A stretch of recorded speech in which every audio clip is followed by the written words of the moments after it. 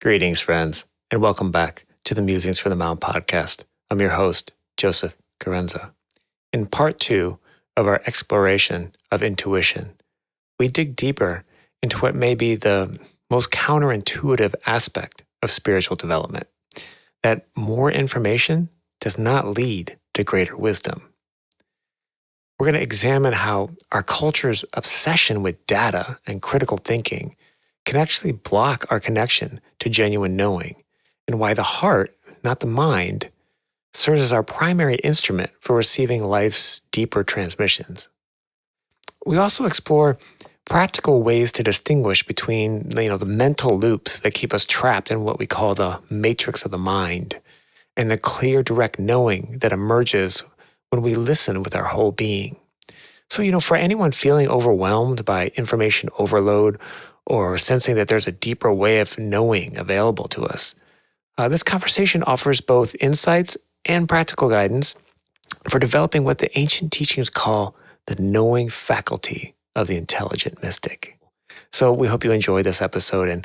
And if you enjoy this podcast, please consider going to meditationmount.org and donating. Your donation, it helps us to bring you this podcast as well as all the other programs the Mount produces, both today and in the future. We're incredibly grateful and honored by your support. All right, back to the podcast in part 2 of our exploration of intuition.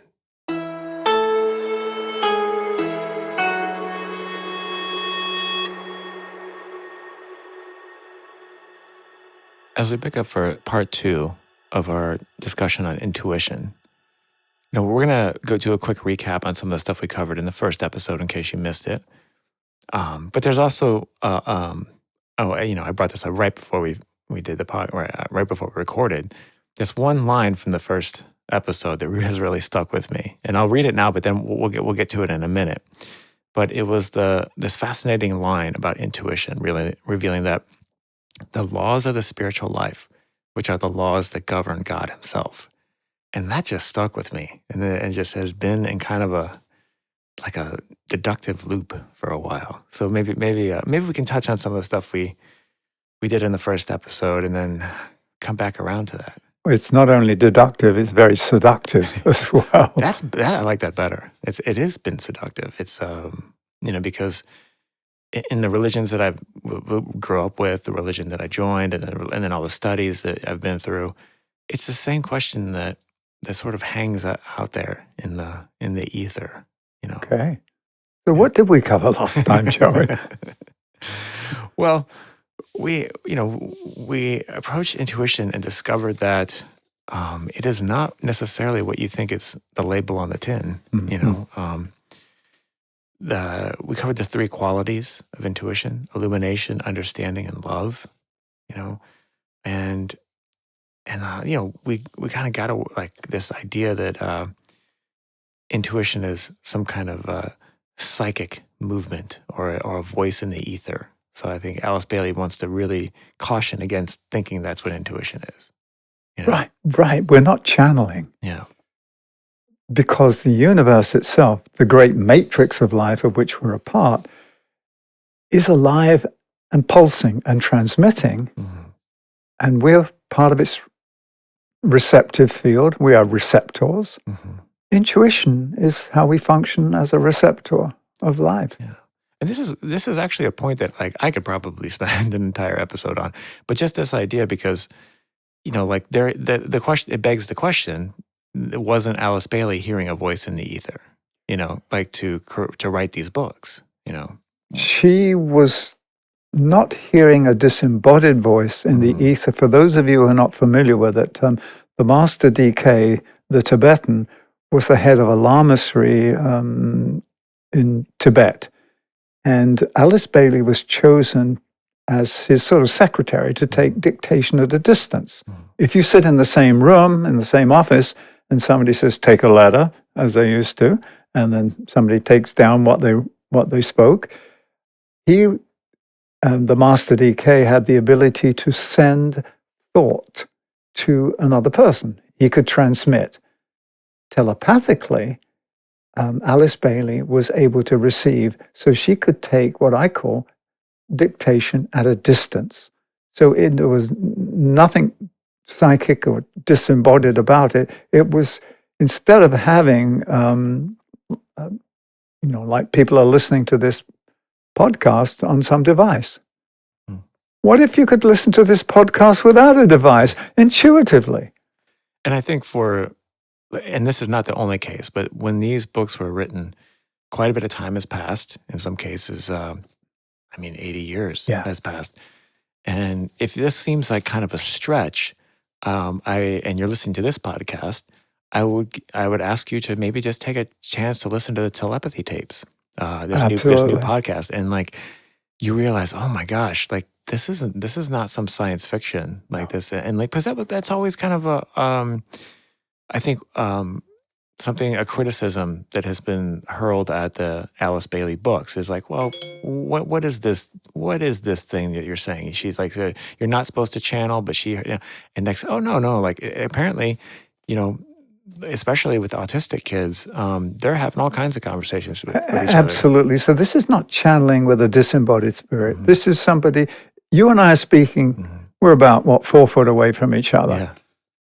Well, these were several thousands of miles away from each other, Alice Bailey and the Master DK, and early in the morning, from like 3 o'clock to 7 o'clock in the morning, U.S. time or European time, wherever she was, she would take dictation, and that was it. So I can't see how this could be categorized as some sort of psychism. Well, the way I like to think about it is this: you could spend your entire life living in the Western world, driving on the highway, driving to work, not knowing the entire time that you're doing that those truckers are having a conversation with each other through walkie-talkie CBs. Yeah. You would never even know that, but it's happening, but you don't have the equipment to have that conversation. But if you do have the equipment, you can hear the conversation. Yeah, a friend of mine I used to get a ride with. He had a truck, and he was a ham radio operator, and he had CB radio, and we'd listen to the truckers, and that was it. But you're right. Right now, there are countless transmissions going through this particular recording studio. If we had a television and turned it on, we could pick up a TV station. If we had, there's so much. Yeah, like right now, passing through our literal bodies are the sort of bits of conversation of anyone talking on a cell phone, sending an email, all these things happening. The internet here at the Mount, we don't have a direct line. We have a line of sight down to downtown Ojai. And so literally every email that comes in out of the office is passing through our bodies. Right. But these little microphones we're talking to take a little sliver of that wavelength, and that's it. That's all it hears. Just like our bodies have our ears, our soul, or whatever equipment that we were born with, our senses. Yeah, so I think what we were picking up on last time, Joey, was that intuition isn't this sort of psychic skill. It's our ability to be receptive to the livingness of the great matrix. I'm going to call it the great matrix that we're living inside, because not just to connect it with the film The Matrix, but at the higher level, this is a distortion-free matrix that is created by, if you like, the creator or the God, as we'll come to that. But for me, intuition is how we access all the information. And what is the information? Is the facts of life of this being. Yeah. It's not disembodied. Oh, here's a fact. Here's a fact. When you tune into what we receive in an intuitive state, it's the fact of the one life. It's the facts of the one life. Or the information, the data streaming. The one life is transmitting, and it's streaming.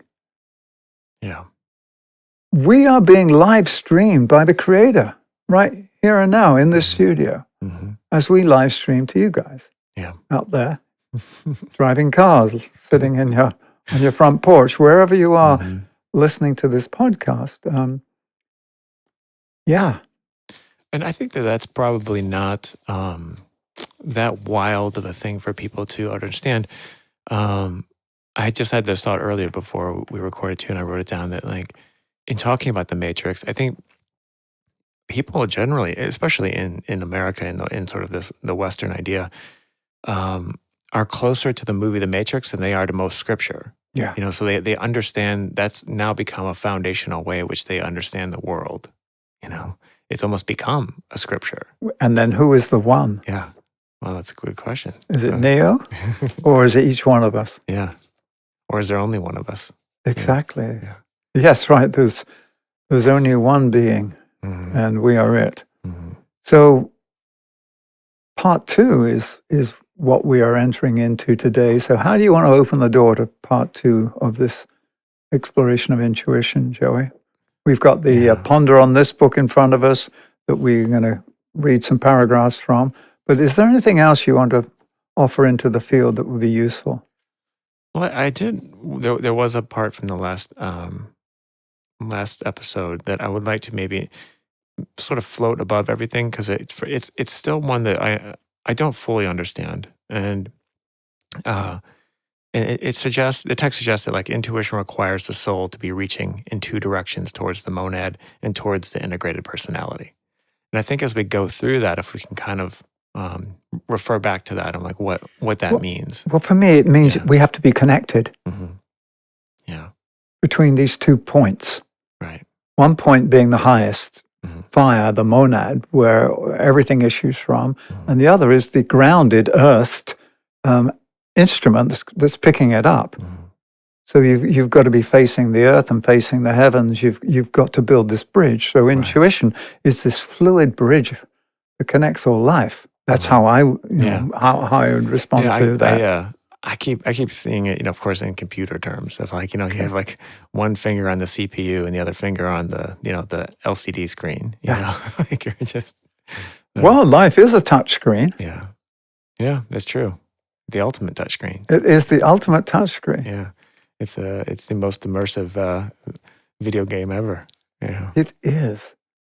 And how do you reach all the different levels, and what is the prize at the end, we ask, mm-hmm. of this game? It isn't so much a game as the outworking and the expression of a deep desire of a state of beingness that we call God. And I know earlier you said there was a particular line or two in what we read last time that you've been ruminating on. Yeah, it's true. It's true. Why don't we look at that? Because it's in the field. Yeah, well, it is. It's a fascinating line about intuition, basically saying the laws of spiritual life, which are the laws governing God himself. Okay. Yeah. So this is where, like, you and I love the theater, we like the arts, and often you go to a theater and things are portrayed. You have a character portraying something. It's not the actual thing, but they portray something.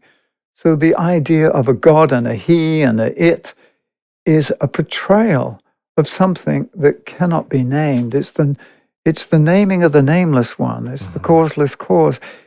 However, for us to comprehend it, it has to be given, it has to be characterized. Therefore, it becomes a character. Yeah. How do you characterize something? You make it a character. You make it an avatar. You give it form. So, but you get hung up when you say, well, yeah, God's a he. No, God is this divine mystery. And this mystery is a combination of everything. And therefore, when it says that, well, if you could read that line again, Joey, because... Okay. The laws of spiritual life, which are the laws governing God himself.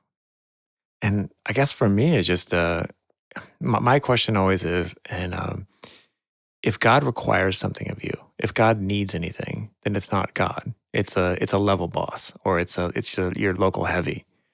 But then what you were just saying, I had this other thought thinking that, wow, even the gods are actors on the stage. Yes. And that makes so much more sense in the way that I think things actually unfold. Well, yes, and we're gods in the making. Yeah, that's what I think. That's what it alludes to when you were asking, "What's the prize?" The prize is yourself. You come out as a fully formed. And what is the self? Yeah. It's a greater understanding of the self as the one. At the moment, the self is me, Michael, sitting across from the self called Joey, we're on a journey to realize, of self-realization, that we're part of oneself. Mm-hmm. Now, if you name that God, you can get very religious very quickly, and you can get into trouble very quickly with the people that you speak with if they have a different way of understanding life. That's true. So that's why once you get into an exchange of beliefs, or when two minds start to exchange ideas about something, it's easy to get stuck inside the matrix.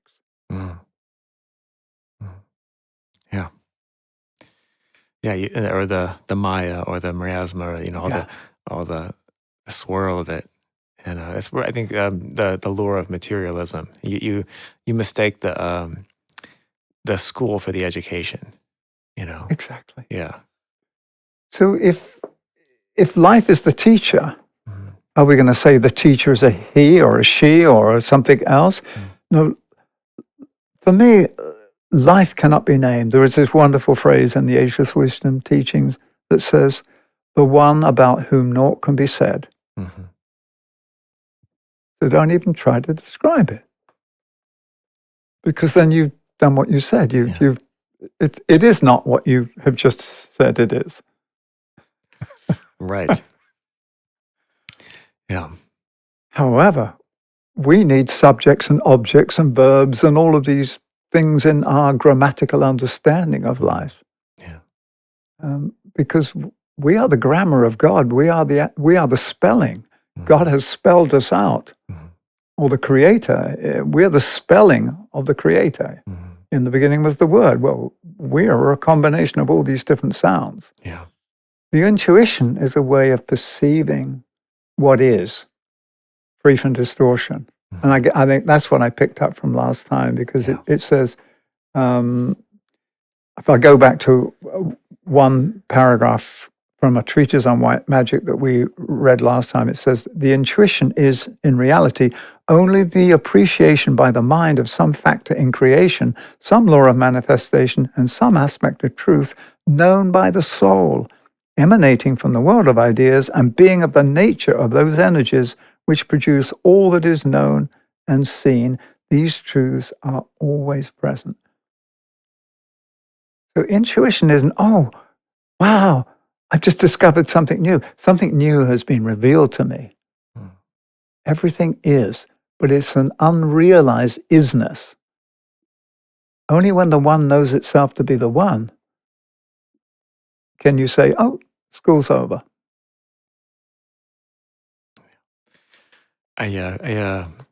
Whenever we talk about this stuff, it always reminds me of that game Civilization, where I don't know if you've ever played it or if you've seen it played, but I mean, you start out on a map, and the entire map is fogged out, grayed out, and every time you make a move, it uncovers a little bit more of the map, and that makes just logical, linear sense until you realize, if you think about it a little bit more, you haven't actually discovered anything. You've just remembered what was already there because it's already been there the whole time.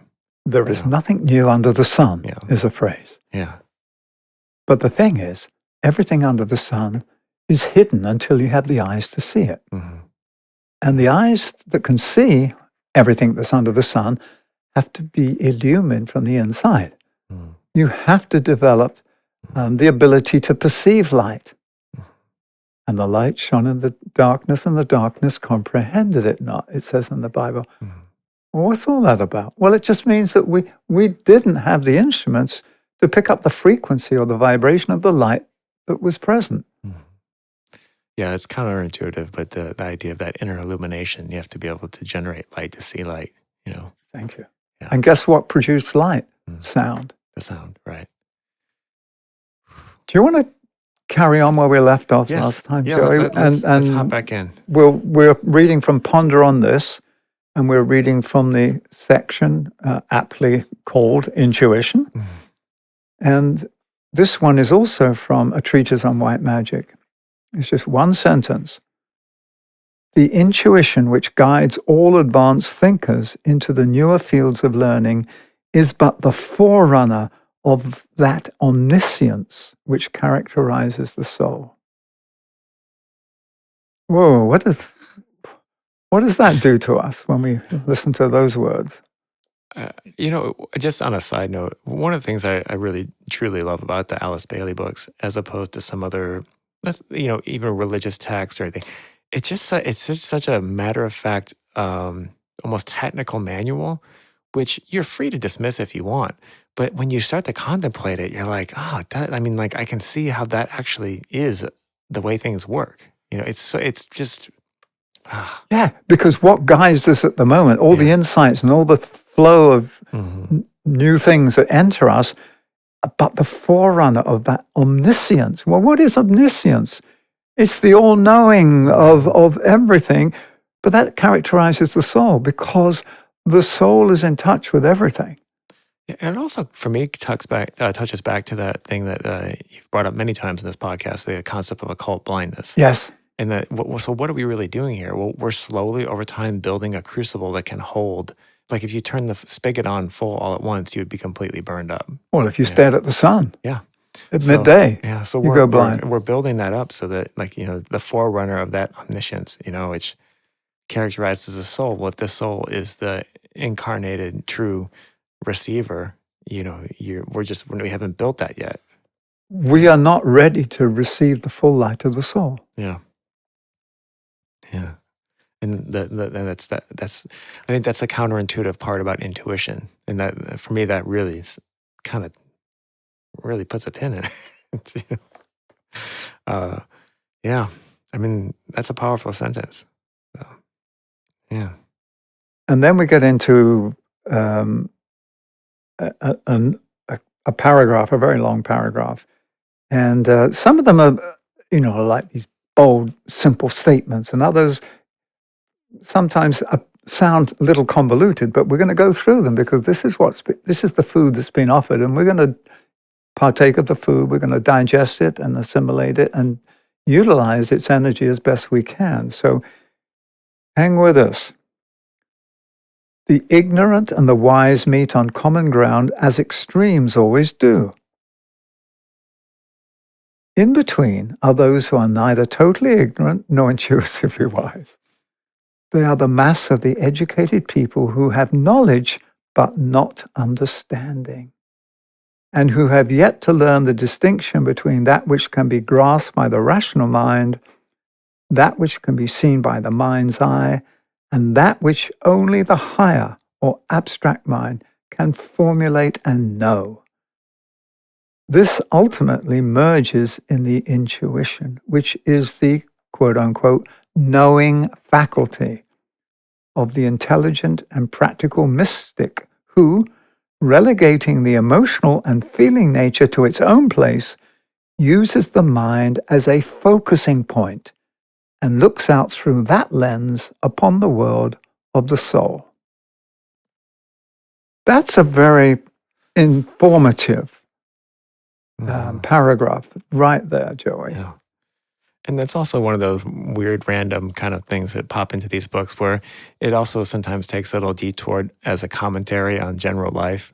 Yeah. And that is more of an accurate phrase I don't think has ever been written about, people who have knowledge but not understanding. I mean, that's... And therefore, it says, when it merges into the intuition, which is the knowing faculty, and we've made this distinction before several times in our podcast, the difference between knowledge and knowing. Yeah. Knowledge is a set of data. Knowing is a deep sensing of reality that you register as a knowing in your blood and your bones and your whole being. It's a knowing. It contains knowledge. It contains information, but it's an at-one-ment with something. When you know something, that wonderful phrase, I know you by heart. Yeah. All right, I know you. No, I know you by heart.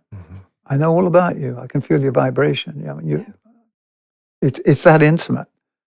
So for me, the intuition is an intimate relationship with life. It's not an intellectual relationship. I also like that last phrase, using the mind as a focusing point, because that kind of takes you out of Alan Watts talks about this a lot, of just like people who think thoughts all the time have really nothing to think about. They're just thinking about thoughts.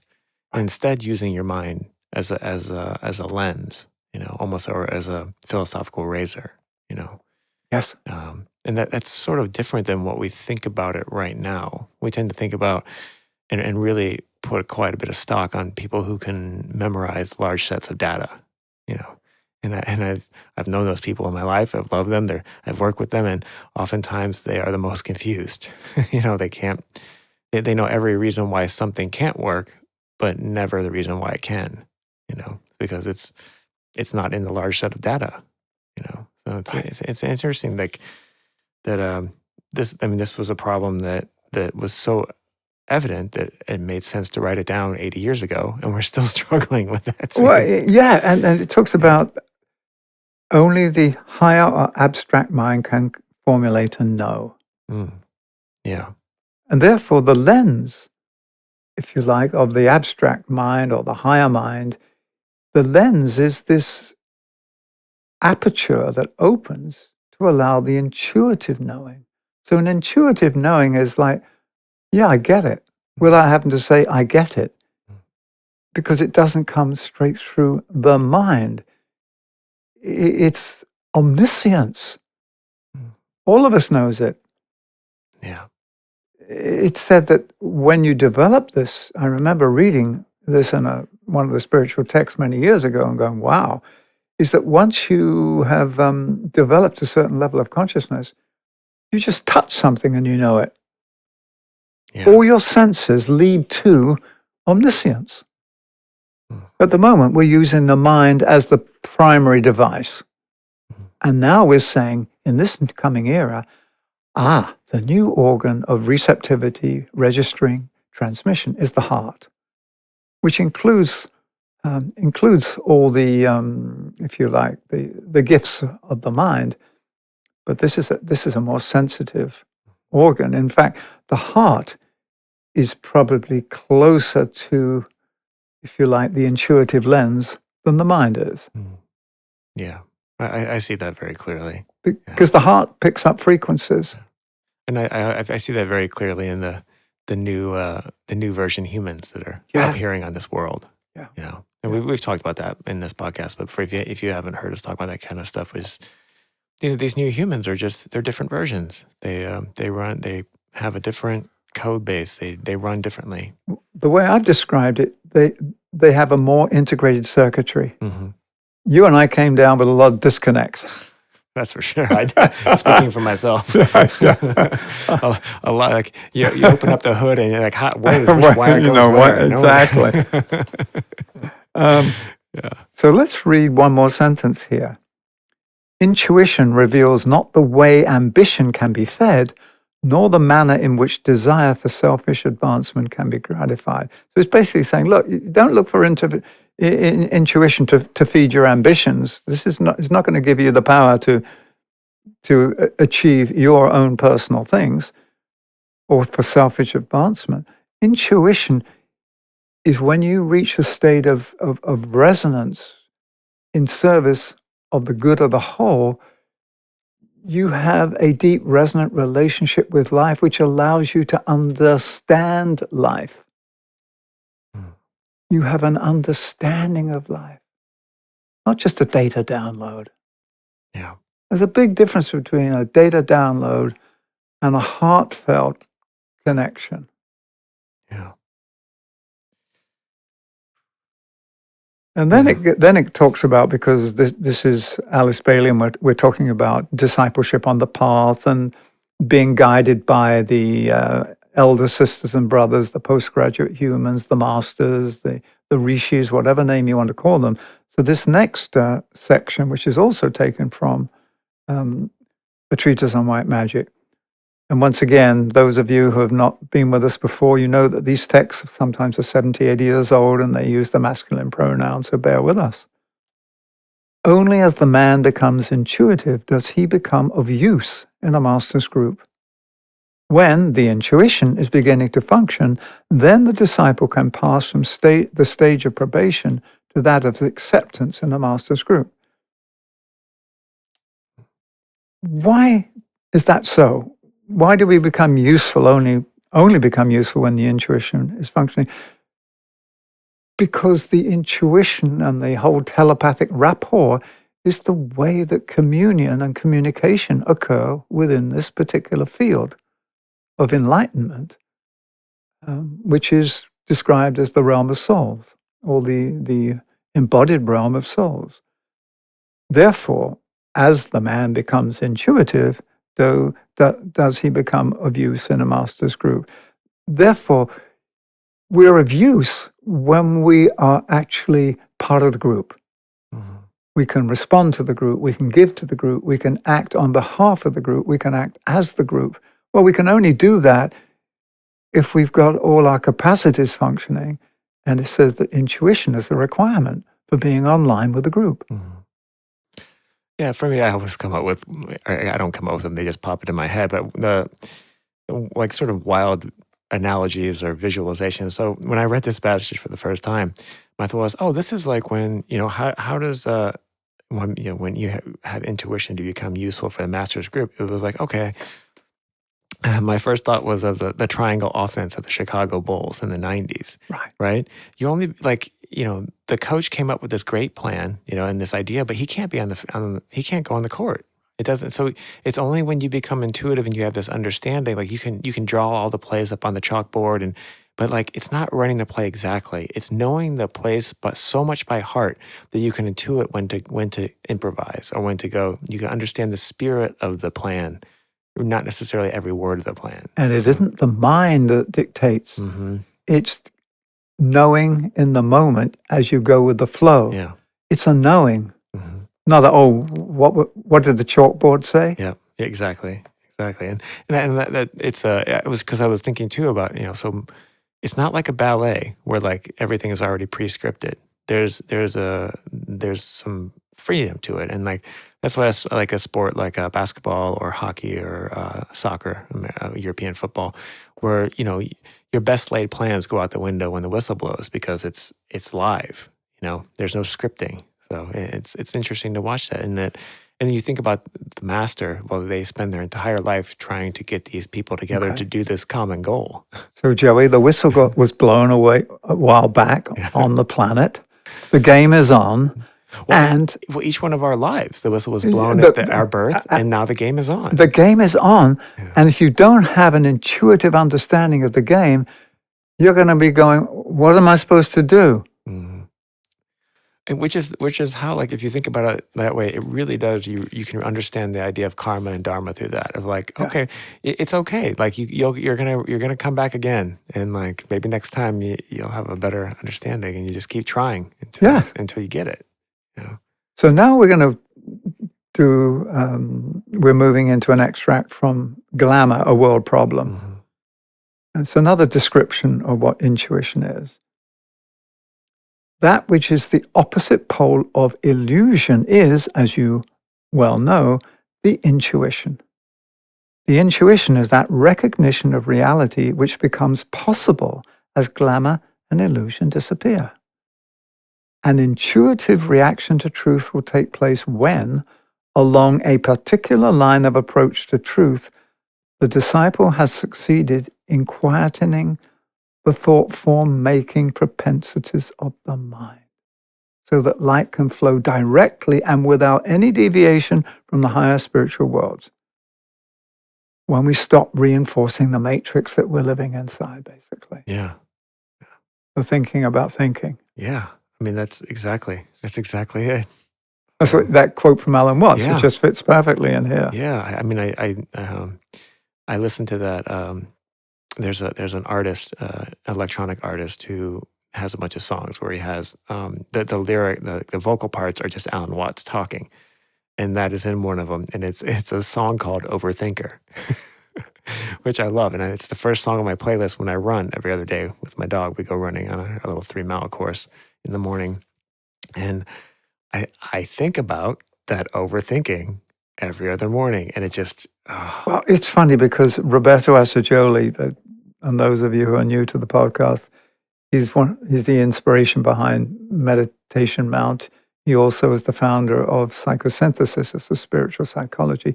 He said one practice to do, as well as going running in the morning, Joey, is to spend 5 minutes not thinking every day. It's a lot harder than you think. Well, it's like, don't think about a pink elephant kind of thing. Mm-hmm. Yeah. But just to let go, turn off that particular instrument.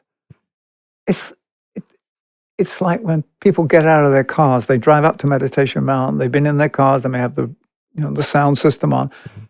They turn off the cars, they get out, and it's like living silence, and they go, oh. And suddenly, it isn't self-generated noise. Mm. They're part of this reality going, oh, wow. And something feels good about it.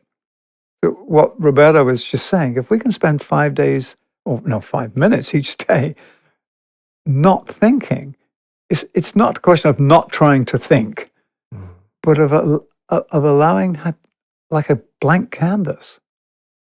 And don't add to the simulation.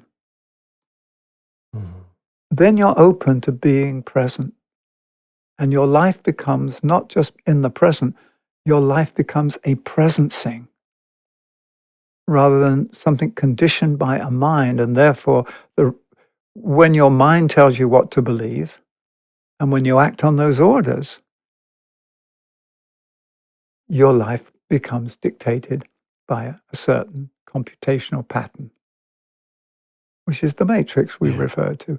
And so when we free ourselves of that, we are, if you like, free floating and can get back in touch with the deep reality that we're part of. I guess the hardest thing, we go back to the movie again, that the Matrix showed us is to first of all realize that you're plugged into the Matrix. The second is to successfully unplug yourself. Mm.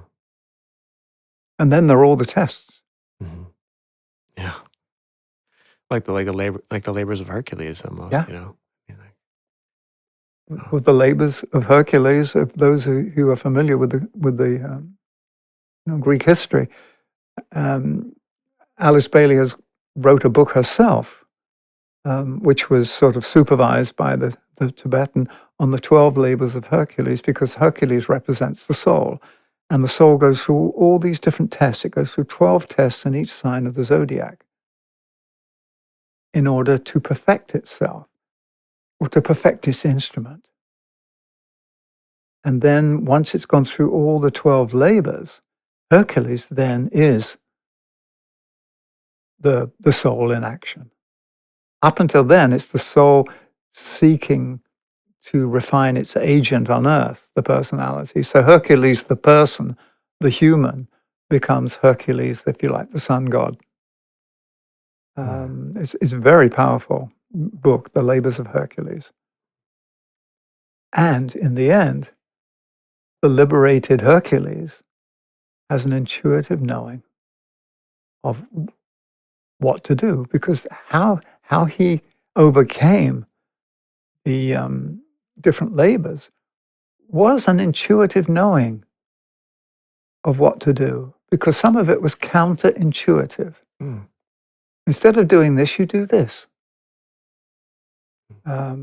So we just recommend that as another resource. So Joey, anything we can keep reading, but I just wanted to take a breather now and say, how is this useful in your life, in your daily life, and how it can be useful to the people listening to this podcast about the intuition? Well, what's that got to do with my daily life? Well, what's it got to do with your relationship with life?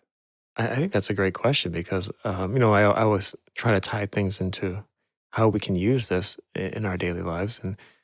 And the way that this has manifested for me since we started researching this subject and reading about it and almost like since we started doing this podcast, I'm constantly trying to see how can I integrate this stuff into my life. And this in particular is,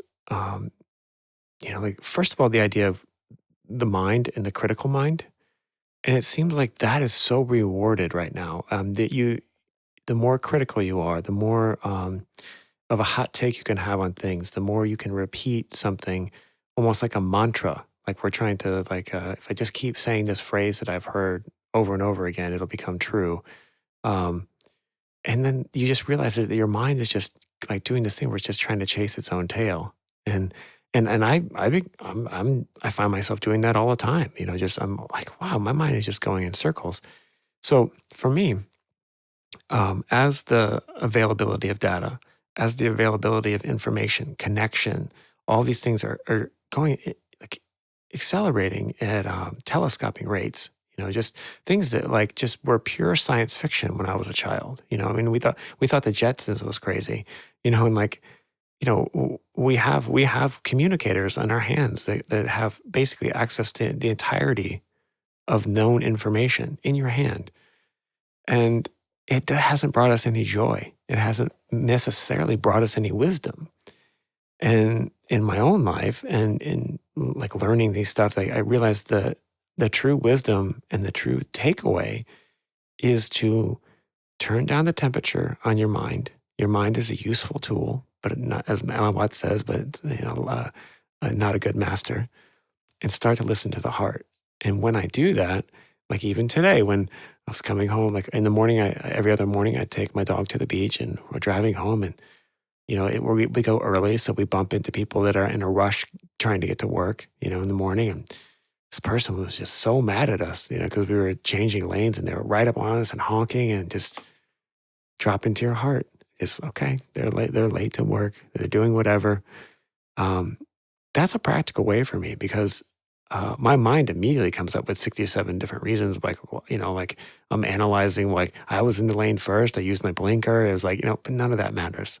What matters is that this person is doing something. They're in their mind. They're busy. Where can I drop down into my heart in that instance? Can I drop down into my heart with the people that I love in my life? Can I drop down into my heart and start to listen to that instead of this constant data stream from my mind? Thank you. That's a powerful example. Also, the fact that you didn't react, because once you react, you join the closed loop of that scenario. Yeah. And it could end up in road rage or whatever. But if you say, I choose not to support the outworking of this narrative, I choose to support that which dissolves all harmful thoughts, which is compassion, love, non-reaction, non-violent communication. That's our contribution.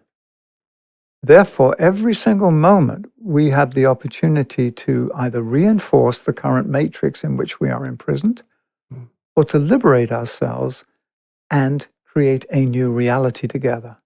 And that new reality is based on an intuitive knowing of life, not a hardwired, mind-centered belief system of what life is. Yeah, that's actually the one thing that has been a theme throughout my life is the more data I get, the more I learn, the older I get, the more I realize that, I don't know anything. Well, the more you know, the less you know, because it's like, oh, well, I thought I knew everything, and now I realize there's so much more.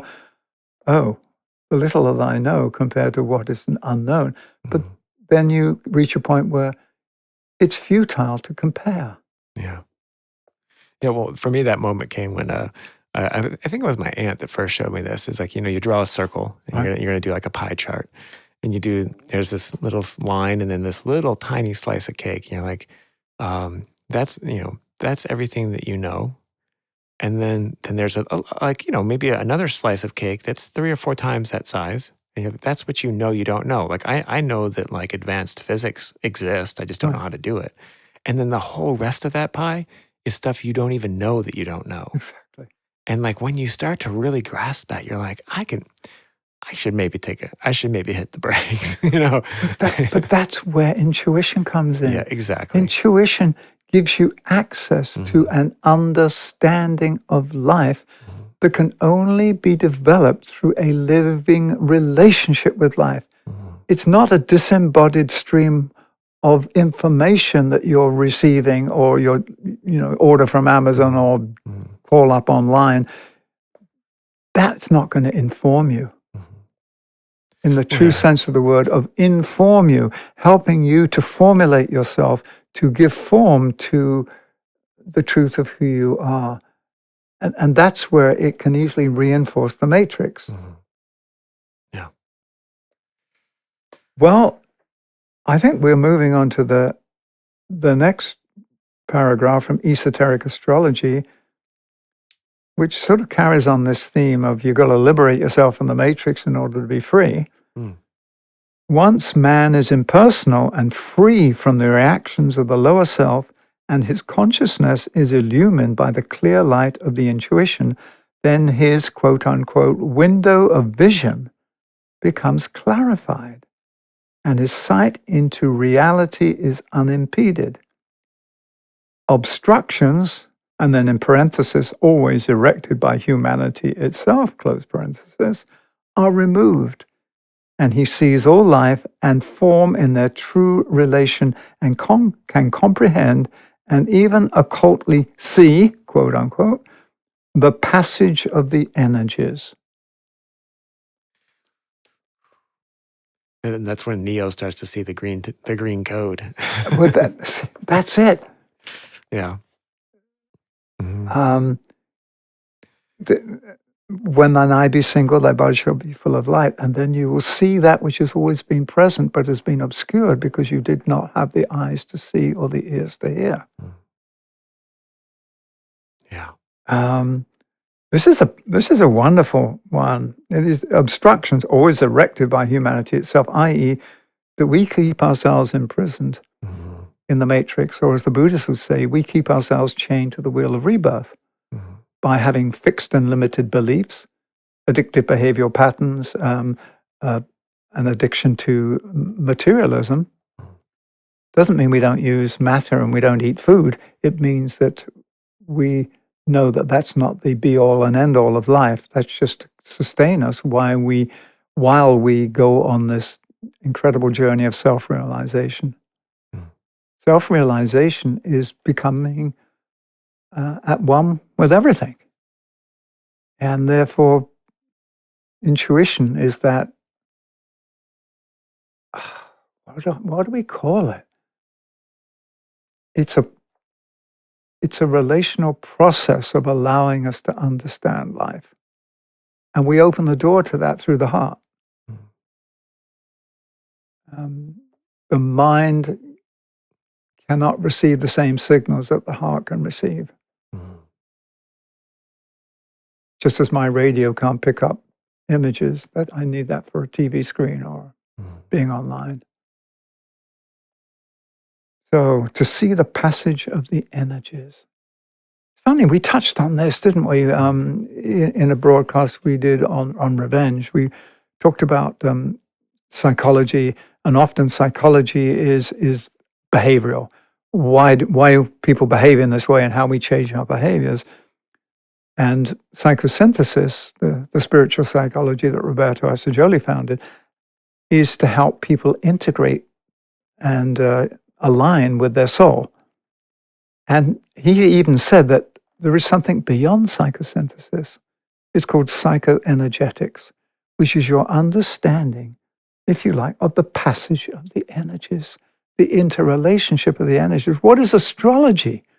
But an understanding of the relationship of these different embodiments of energy called planets and constellations, and what they create when they interact and interplay. So when we begin to understand how we are affected by life, how we affect life, all the components of life as living entities, our intuition goes back to a very simple way of helping us understand. And understand means to stand under, to know. To stand under something, to understand, is to have a foundational knowing. That's how I would translate it. Yeah, that's powerful. Wow. We've got a couple more things to read through. We can carry on just reading some of this text because it's always powerful. But is there anything else that you want to bring into the field, Joey? Well, at this moment, I think maybe we just do continue reading this, and because there's only a couple. I mean, they're long paragraphs, but there's a Yeah. couple left.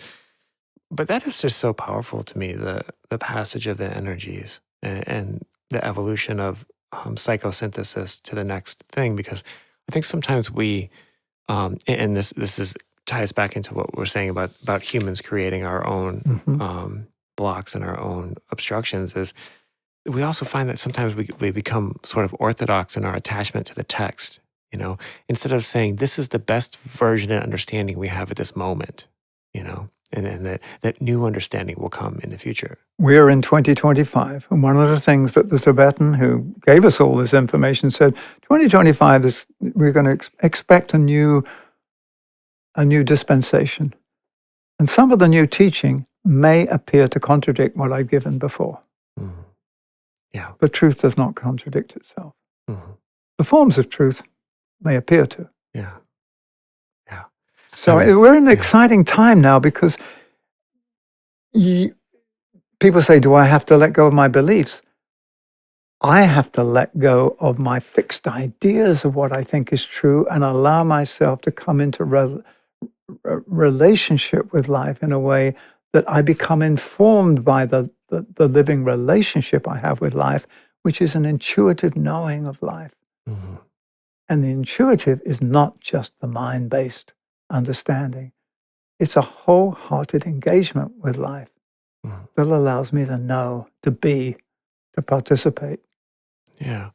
I mean, if you think about it, like, you teach a kid to play like Connect Four or to play checkers, and, you teach them these rules and they get good at it. And then, they think, wow, I got it. And then you didn't lie to them. But then when you introduce them to chess, and it's like, oh, wait a minute, all that stuff you thought you knew about life or thought you knew about this game went out the window with these new pieces that can move in all these different directions. But it's a precursor. Yeah. Right. It wasn't a worthless, it was a worthwhile endeavor to learn that paradigm.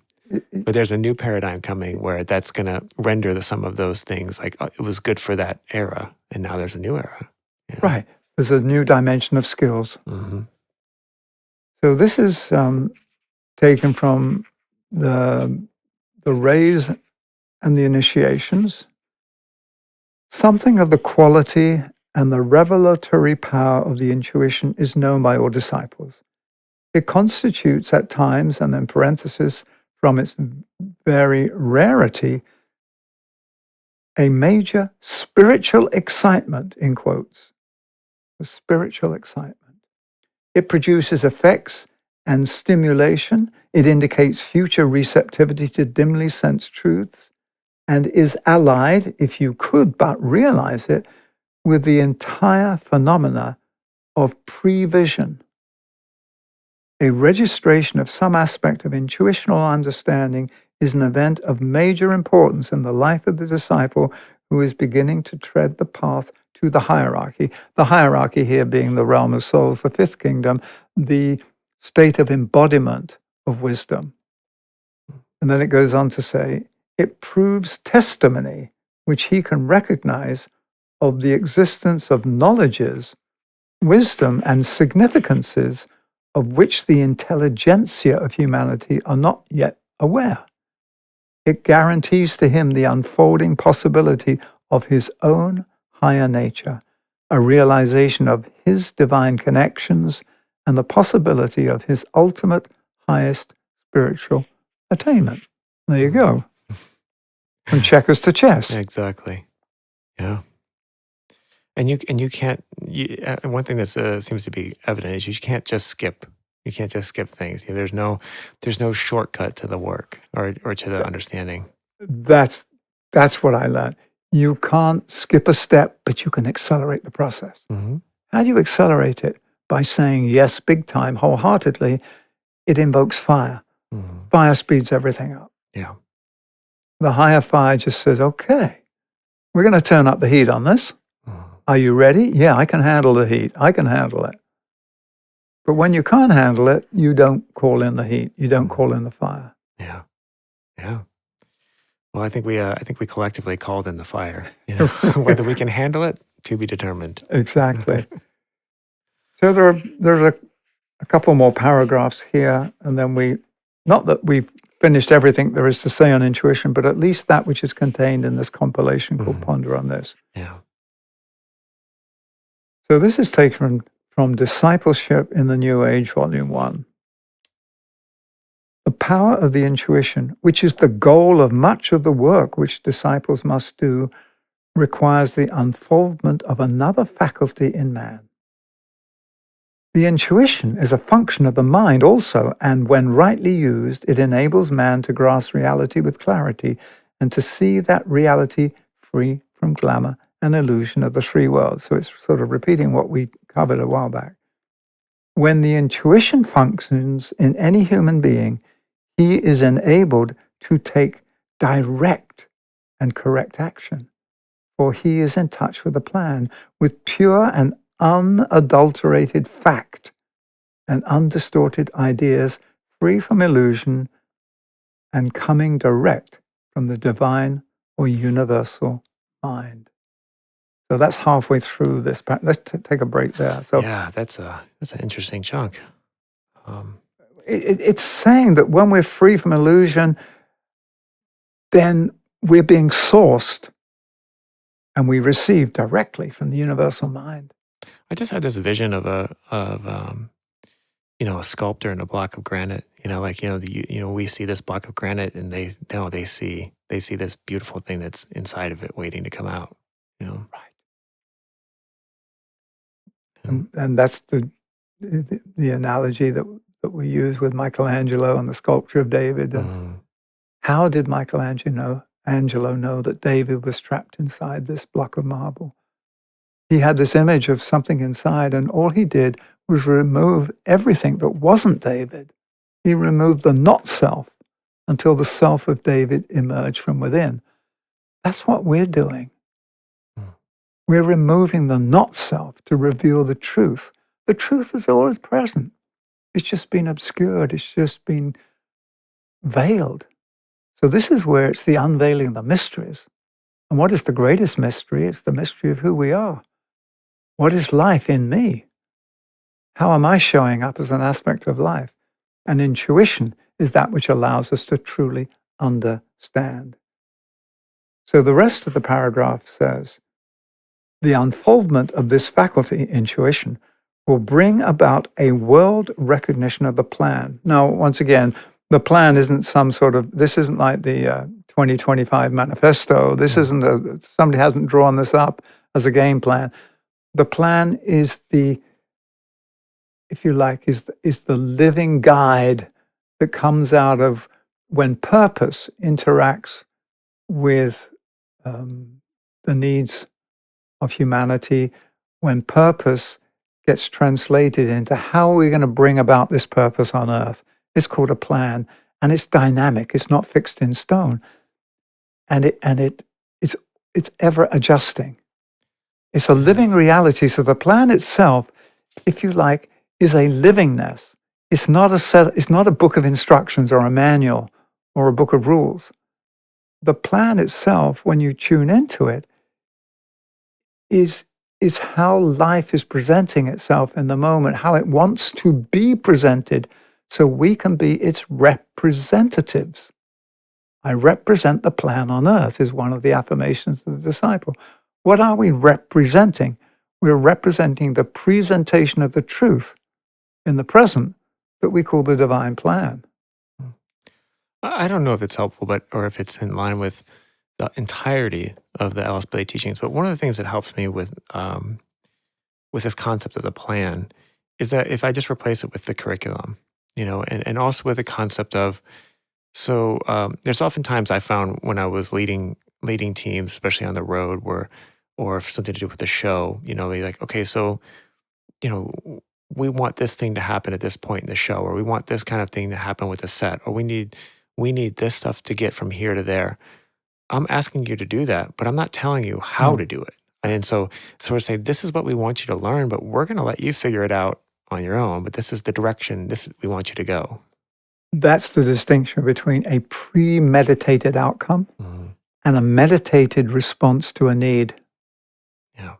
Yeah. Just thinking of it that way helped me, because because that there's when trusting the plan, I think in a lot of people can evoke sort of negative ideas of blind faith and religious A new world upbringing, order. new world order. Yeah, and there's a whole undercurrent of trust the plan online that you don't even want. You only want to go down that rabbit hole. But I don't think that's what they're saying here. And like it happens that like over time, there's an overlay of phrases and semantics and semiotics and things like that. But in this case, when I think about, okay, so even going back to the labels of Hercules, you have to learn these 12 lessons, but but if they presented them to me the same way that they presented to someone in, first century AD Greece, it'd be just wouldn't make any sense, so they're going to be presented to you in the parlance of your time, in the manner in which you can address them. And they're going to be different for everyone. Well, because they were presented symbolically as archetypes. Right. Those archetypes show up differently in different epochs. Right. That's what you're Yeah, saying. that's exactly what I'm saying. So let's continue to the end of this particular passage. Okay. So let me repeat that. The unfoldment of this faculty will bring about a world recognition of the plan, and this is the greatest achievement of the intuition in this present world cycle. When that plan is sensed, there comes the realization of the unity of all beings, of the synthesis of world evolution, and of the unity of the divine objective. All life and all forms are seen in their true perspective.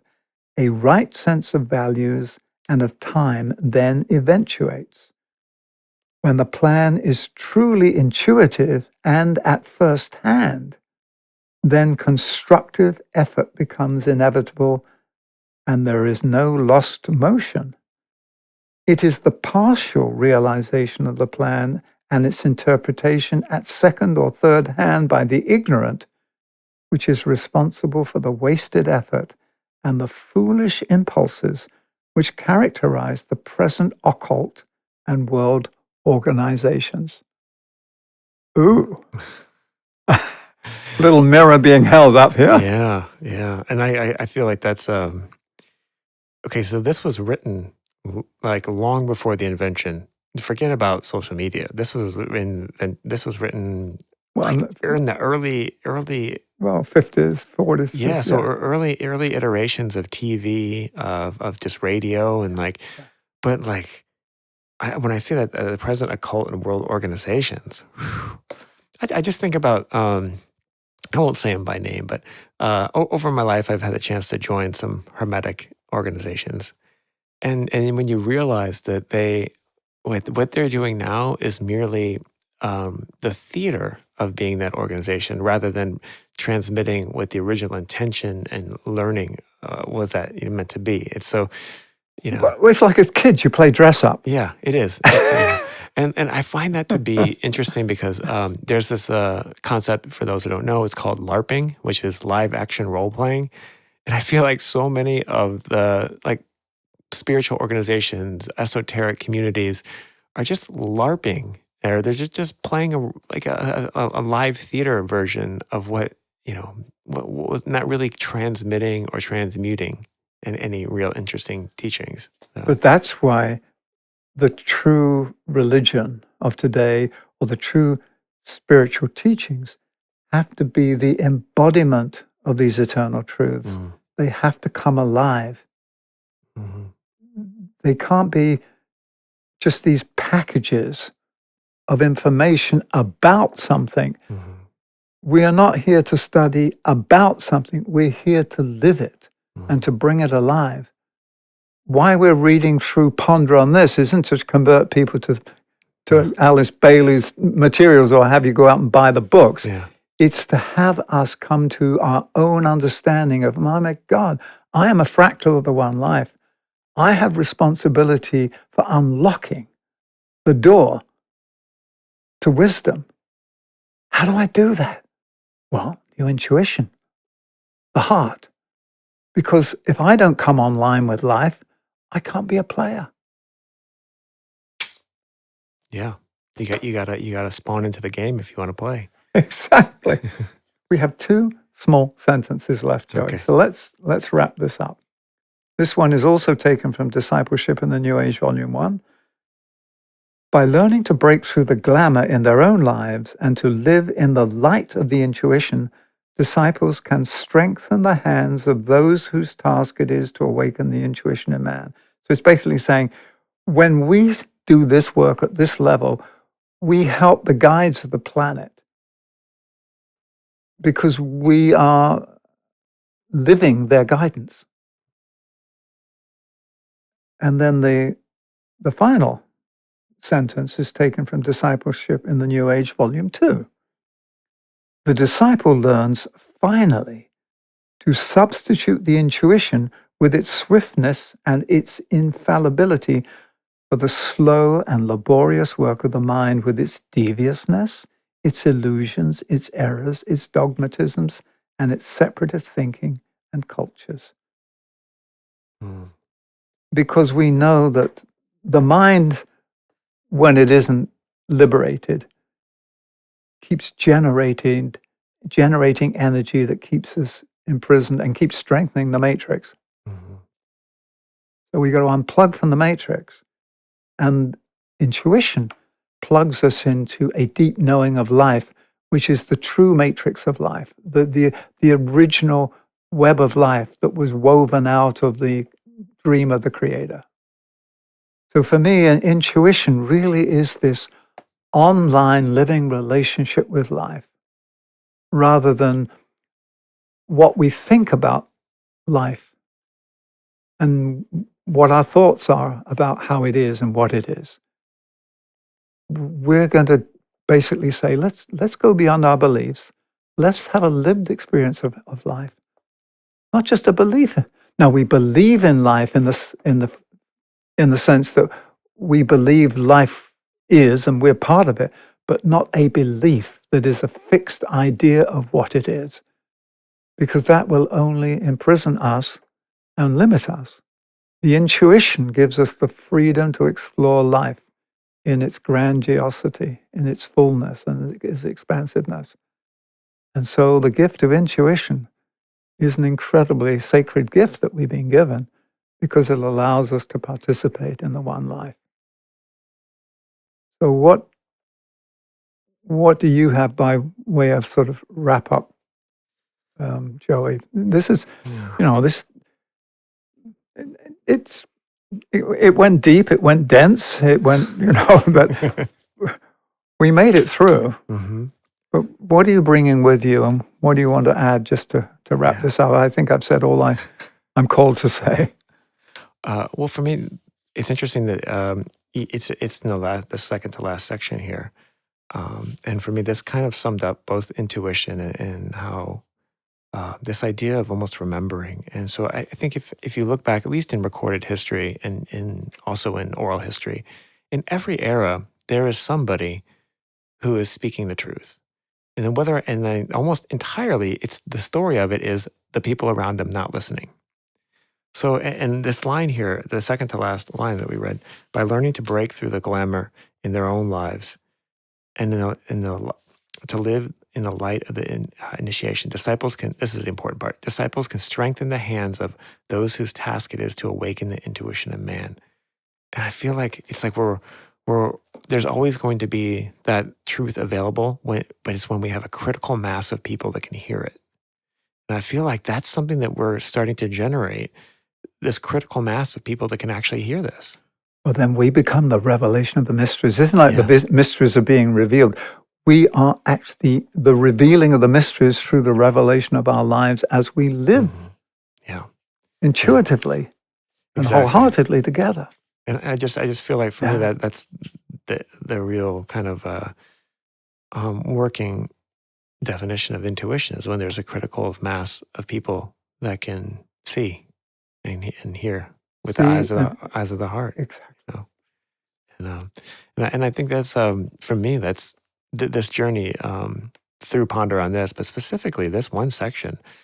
I feel like this is the most powerful section in the book, because without it, again, you're playing checkers, but with it, you're living chess. Exactly. It's Yeah, I mean, it's been a powerful, powerful section for me. Yeah, thank you, Joey. I mean, you and I have read some of these passages before, but when we intentionally go through them like this, something new is revealed Hmm. Yeah. because we create the space for new Yeah. understanding, Yeah. which is a deeper relationship. New understanding only happens through a deeper relationship with life as we open ourselves to life. Mhm. So Yeah. thank you. Appreciate the journey. Yeah, I do too. And I think it's valuable for, just by having the conversation, you invite whoever listens to it, you are part of the conversation as well. And we're like, again, we're not trying to tell anyone this is how it is, like, Well, we've yeah. often said that life is calling to us and it's up to us to respond. What we're basically saying is the intuition here is one way of knowing what that call is and hearing it clearly and being able to respond clearly from the deepest level of our being and not inadvertently reinforcing the loop that keeps us inside the matrix of matter. Mm.